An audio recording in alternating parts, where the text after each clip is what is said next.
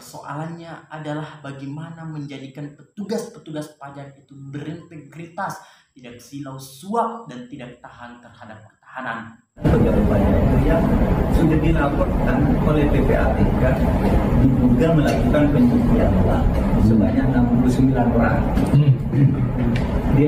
Dilaporkan oleh PPATK ke Dirjen Menteri Keuangan itu.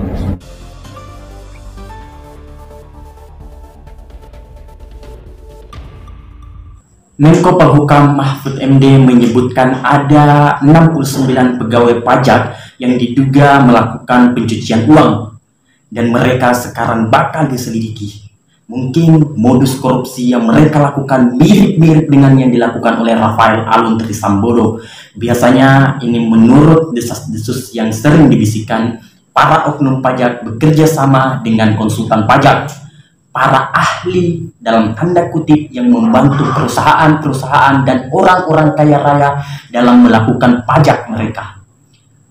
Cara konsultan pajak ini akan melakukan deal dengan oknum petugas pajak soal besaran pajak yang bakal diakui oleh perusahaan atau individu pelapor.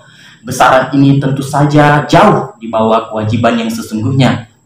Misalnya saja, kalau tidak ada deal, sebuah perusahaan seharusnya membayar pajak sampai 100 miliar rupiah, tapi berkat deal ini yang dilaporkan dan disetorkan cuma 10 miliar, perusahaan bisa hemat sampai sekitar 90 miliar dalam membayar pajak.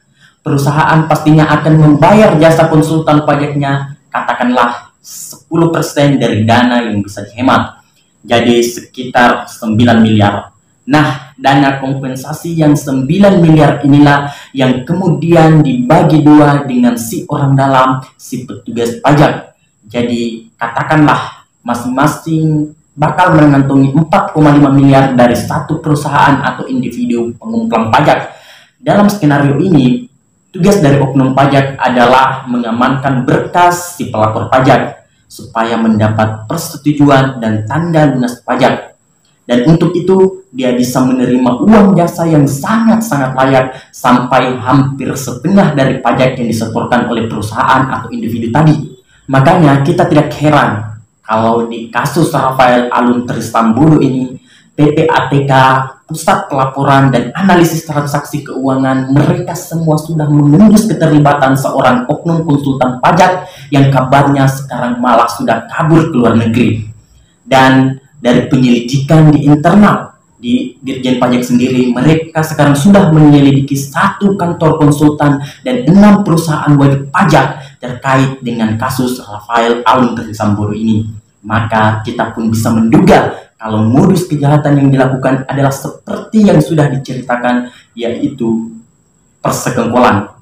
Sebagai ahli-ahli perpajakan dan keuangan, oknum-oknum pajak dari kantor konsultan pajak ini sangat piawai dalam menggelapkan kejahatan mereka. Mereka menggunakan berbagai metode pencucian uang. Para oknum pajak dan konsultan pajak biasanya menampilkan diri sebagai punya bisnis sampingan, kafe yang sukses, atau punya pasangan dari keluarga kaya. Padahal bisa jadi bisnis dan keluarga tersebut dipakai sebagai bagian skema pencucian uang.